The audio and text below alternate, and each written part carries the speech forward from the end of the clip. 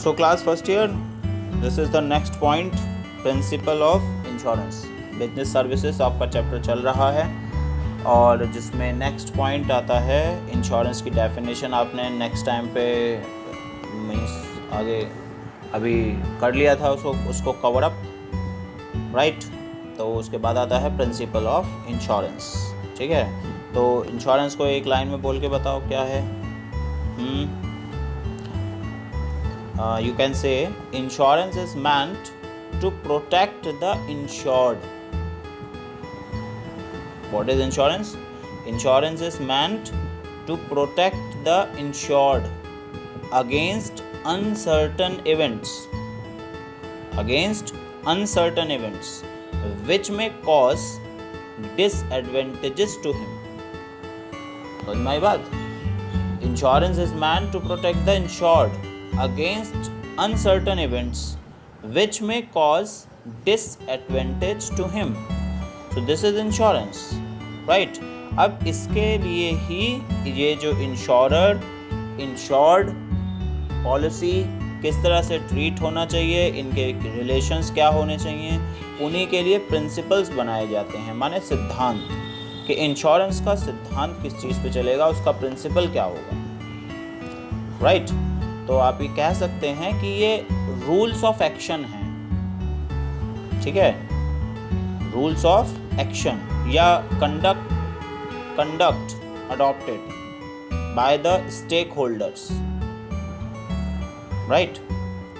या फिर जो इस बिजनेस में, इंश्योरेंस के बिजनेस में इन्वॉल्व हैं लोग, उनके लिए, ठीक है। रूल्स ऑफ एक्शन क्या होना चाहिए जो इंश्योरेंस प्रोवाइड करवा रहे हैं, और दूसरी तरफ जो इंश्योरेंस को रिसीव कर रहे हैं उनके लिए रूल ऑफ एक्शन क्या हो, उनके लिए कोई कंडक्ट होना चाहिए, कोड ऑफ कंडक्ट होना चाहिए कि नहीं होना चाहिए, है ना। होना चाहिए ना, तो होना चाहिए। तो ये प्रिंसिपल्स हैं, माने प्रिंसिपल का मतलब ही रूल्स ऑफ एक्शन हो जाता है कि क्या रूल्स लेने चाहिए, किस एक्शन के थ्रू किया जाना चाहिए उनको, तो उसको आप प्रिंसिपल कहते हैं। जिसमें नंबर 1 प्रिंसिपल इंश्योरेंसेस में आता है, जो सबसे ज़्यादा ज़रूरी है, वो है अटमोस्ट गुड फेथ, ठीक है। अटमोस्ट गुड फेथ जो वर्ड लिया गया है वो एक लैटिन वर्ड है, यहाँ लिखा गया है यूबर मई फिड, ठीक है। इसका मतलब ये होता है अटमोस्ट गुड फेथ। और ये प्रिंसिपल क्या कहता है, ये प्रिंसिपल ये कहता है, अब इसको फंडामेंटल क्यों बोला मैंने, रीज़न ही यही है क्योंकि ये प्रिंसिपल ये कहता है कि जो इंश्योरर है और जो इंश्योर्ड है, मीन्स इंश्योरेंस करने वाला और इंश्योरेंस पॉलिसी को लेने वाले, दोनों के बीच में एक अच्छा फेथ, एक ट्रस्ट, एक बिलीफ दोनों के बीच में होना चाहिए। अगर ऐसा नहीं है तो वो पॉलिसी ही पॉसिबल नहीं हो सकती। और मैं बात, वो पॉलिसी ही पॉसिबल ही नहीं हो सकती, क्योंकि जब तक ये दोनों किसी एक कॉन्ट्रैक्ट में बंधने वाले हैं और इनके बीच में अगर म्यूचुअल ट्रस्ट नहीं होता है, एक कॉन्फिडेंस नहीं होता है, तब तक जो है कोई भी इंश्योरेंस पॉलिसी का बनना मुश्किल हो जाता है। तो ये प्रिंसिपल कहता है कि इनके बीच में होना चाहिए क्या, फेथ, राइट। तो it means the insurer and the insured must disclose all the material facts concerning into affect the subject matter of insurance, ठीक है। मतलब क्या है कि दोनों जब ये पॉलिसी ले रहे हों तो उनके बीच में फेथ होगा। अब फेथ किस बेसिस पे होगा कि वो दोनों इस पॉलिसी से रिलेटेड मटेरियल फैक्ट्स को एक दूसरे से डिस्क्लोज करें, मींस शेयर करें। अब मटेरियल फैक्ट्स क्या होते हैं? मटेरियल फैक्ट्स वो चीज़ें हैं जिनके ऊपर इंश्योरेंस लिया जाना है, ठीक है। मतलब आप जिस चीज़ का इंश्योरेंस करा रहे हैं उसके लिए जो इंश्योरेंस रिसीव करने वाला, इंश्योरेंस लेने वाला जो पार्टी है, वो पहले तो कॉन्फिडेंट हो। कॉन्फिडेंट होने का मतलब होता है कि उसको पता हो कि हाँ इस चीज़ का इंश्योरेंस, जैसे एक कार है, कार का इंश्योरेंस कराना है, ठीक है, तो जो इंश्योर्ड पर्सन होगा, माने इंश्योरेंस लेने वाला पर्सन जो होगा, ठीक है, जो इंश्योरेंस करवा रहा है, तो वो कार का अगर इंश्योरेंस करा रहा है तो कार की किसी भी डिटेल को वो कंपनी से छिपाएगा नहीं, डिस्क्लोज नहीं करेगा, वो करेगा डिस्क्लोज, क्लोज नहीं रखेगा कुछ भी, ठीक है। और दूसरी तरफ जो इंश्योरर है वो पॉलिसी से रिलेटेड कोई भी टर्म, कोई भी रूल, कोई भी ऑब्लिगेशन, कोई भी एक्शन, ठीक है, कोई भी लॉ अपने कस्टमर से, माने इंश्योरेंस लेने वाले से नहीं छिपाएगा, उसको कुछ भी हाइडिंग पोर्शन नहीं रखना है, सब कुछ उस कस्टमर को समझाए कि आपको ये पॉलिसी के टर्म्स हैं, आपको इतना प्रीमियम देना है, इतने टाइम के लिए चलेगी, इस कंडीशन में आपको इंश्योरेंस मिलेगा, और ये कुछ कंडीशंस हैं इसमें इंश्योरेंस नहीं मिलेगा। बात समझ में आ गई? इंश्योरेंस किन कंडीशंस में मिलेगा, इस बात का बताया जाना बहुत ज़्यादा ज़रूरी हो जाता है, ठीक है। तो हम ये कह सकते हैं कि material facts are those facts which affects the insurer's decision to accept the risk and the rate of premium. मतलब क्या है कि मटीरियल फैक्ट्स वो फैक्ट्स हैं, दोनों के लिए होते हैं, यहाँ पे इंश्योरर के लिए लिखा है, तो मटीरियल फैक्ट्स वो फैक्ट्स हैं जो इंश्योरर को ये डिसीज़न लेने में मदद कर देते हैं कि उसको ये पॉलिसी का रिस्क लेना चाहिए कि नहीं लेना चाहिए, ठीक है, और इसका रेट ऑफ प्रीमियम क्या होना चाहिए, ठीक है। क्योंकि अगर गलती किसी कंपनी से हो जाती है, जैसे कि कार का इंश्योरेंस कराया गया और वो उतने रुपए का इंश्योरेंस, उसने रेट गलत बता दिया, माने रुपए गलत बता दिए, उसकी वैल्यू ज़्यादा थी, तो जब अगर कार का एक्सीडेंट हुआ, कार में कोई प्रॉब्लम आई, तो उसका क्लेम करवाया गया, तो उनको ज़्यादा पैसे देने पड़े या उसकी मार्केट वैल्यू के अकॉर्डेंस पे पैसे देने पड़ते हैं, तो उसमें बड़ी प्रॉब्लम आ जाती है। वैसे तो जितने का पॉलिसी होती है उतने ही पैसे मिलते हैं, लेकिन जो है मटेरियल फैक्ट्स इंश्योरर और के इंश्योर्ड दोनों के लिए क्लियर होने चाहिए, उनको आपस में कुछ भी छिपाना नहीं है, मतलब म्यूचुअल ट्रस्ट बनाए रखना है, तभी वो इंश्योरेंस पॉलिसी पर जो है वो एक रूपता ला पाएंगे, माने वो दोनों का डिसीजन सिमिलर हो पाएगा कि आप पॉलिसी ले रहे हैं और ये दूसरा पर्सन पॉलिसी दे रहा है, ठीक है। तो लॉज जो हैं जो बनाए गए हैं वो दोनों के लिए बराबर होते हैं। तो पहला प्रिंसिपल ही ये कहता है कि आपको म्यूचुअल अंडरस्टैंडिंग, म्यूचुअल ट्रस्ट रखना है, दोनों ही पार्टी, इंश्योर्ड और इंश्योरर, दोनों ही एक दूसरे के लिए ट्रस्ट रखते हैं, तभी पॉलिसी को पॉसिबिलिटी मिलनी चाहिए, वरना तो आप पॉलिसी में ना जाएं, माने पॉलिसी ना लें और ना ही दें, ठीक है। कंपनी देखती है कि कस्टमर कुछ इसका बिहेव अच्छा नहीं है, इसकी मार्केट पोजीशन अच्छी नहीं है, या ये कभी किसी फ्रॉड में था, या बैंक रिलेशंस में इसकी जो बिहेवियर है वो अच्छा नहीं है, तो वो कंपनी चाहे तो उसको मना कर सकती है क्योंकि उसको ट्रस्ट नहीं हो रहा।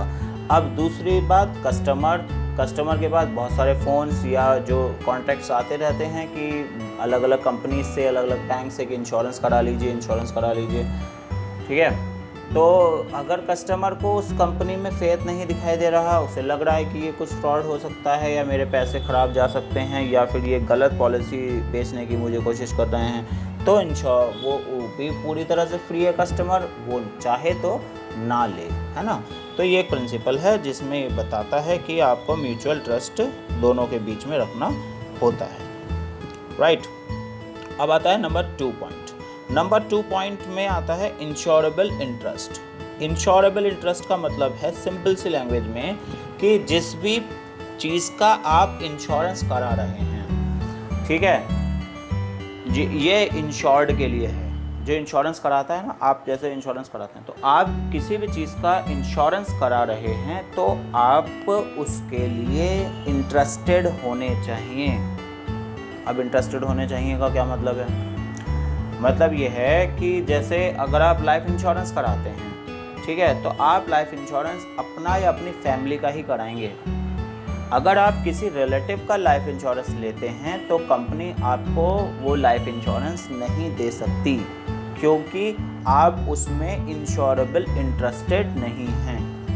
आपका इंश्योरेबल इंटरेस्ट नहीं है वो।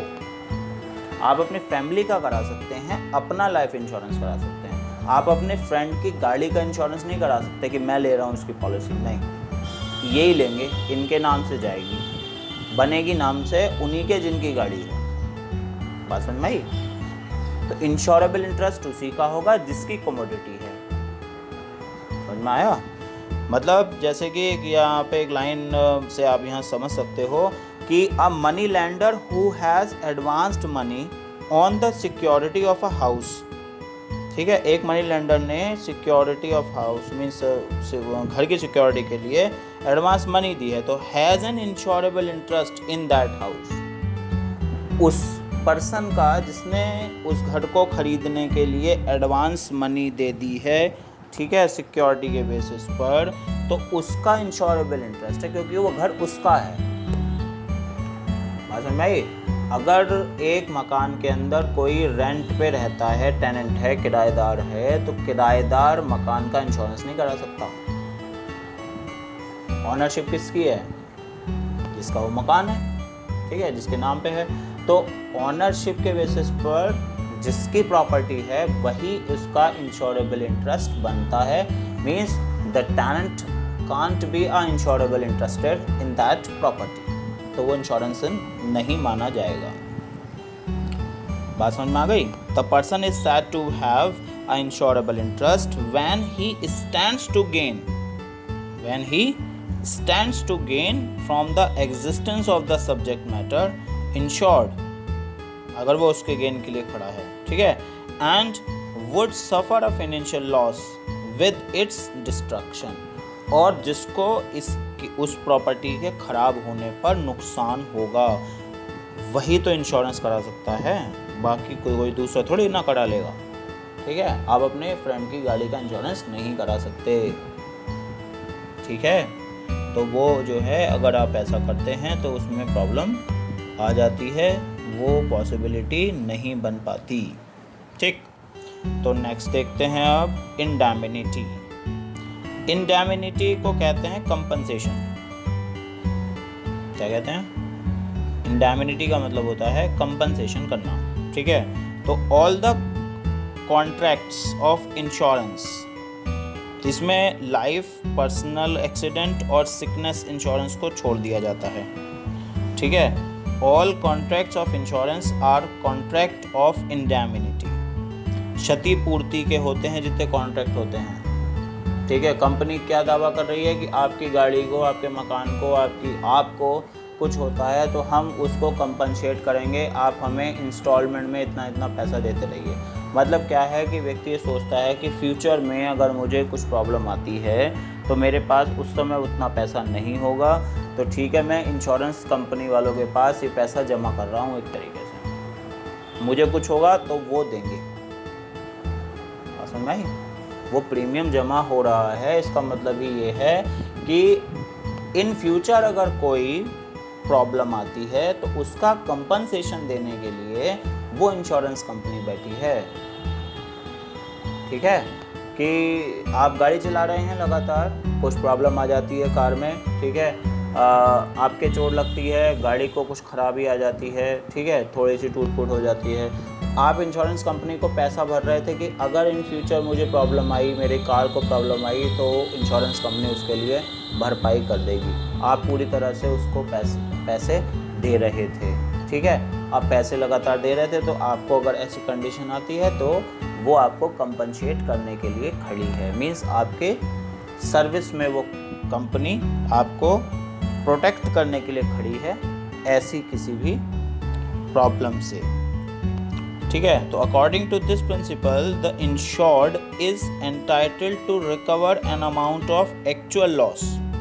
जो इंश्योर्ड होता है उसको उतना अमाउंट रिकवर करने के लिए छूट होती है, एक्चुअल लॉस जो हुआ है, और insured sum which is less, ठीक है, इसमें कंपेयर किया जाता है कि या तो एक्चुअल लॉस, ठीक, या फिर इंश्योर्ड सम, जो भी कम होता है वो उसको मिल जाता है। किसको मिल जाता है? जिसका इंश्योरेंस है। आपने इंश्योरेंस कराया हुआ है, ठीक है, तो आपकी जैसे कार का एक्सीडेंट हुआ, ठीक है, कार में कुछ प्रॉब्लम आ गई है, ठीक है, और तो जो कंपनी होगी, इंश्योरेंस कंपनी, वो देखेगी कि एक्चुअल लॉस कितने का है। उनकी ही सर्विस के जो कुछ लोग होंगे वही आपकी गाड़ी को लेके जाएंगे और उसका फिर उसको चेकअप होगा, मीन्स वो अपने ही उनका जो मैकेनिक कॉन्ट्रैक्ट में होगा उससे चेक कराएंगे, वो पता करेंगे कि लॉस कितने रुपए का हुआ है, ठीक है।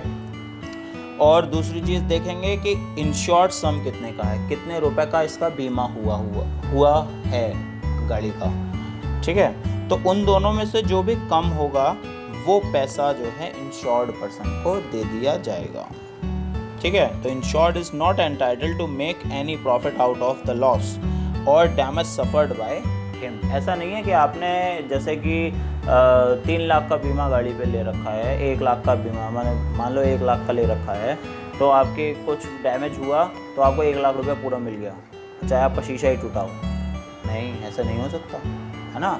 एक्चुअल लॉस को देखते हैं, वो कितने का लॉस हुआ है, उतने ही पैसे आपको मिल जाते हैं, आपकी पॉलिसी आगे कंटिन्यू चलती रहती है, ठीक है, या उसमें जो चेंजेस जैसा कंपनी चाहती है वैसा करवा देती हैं।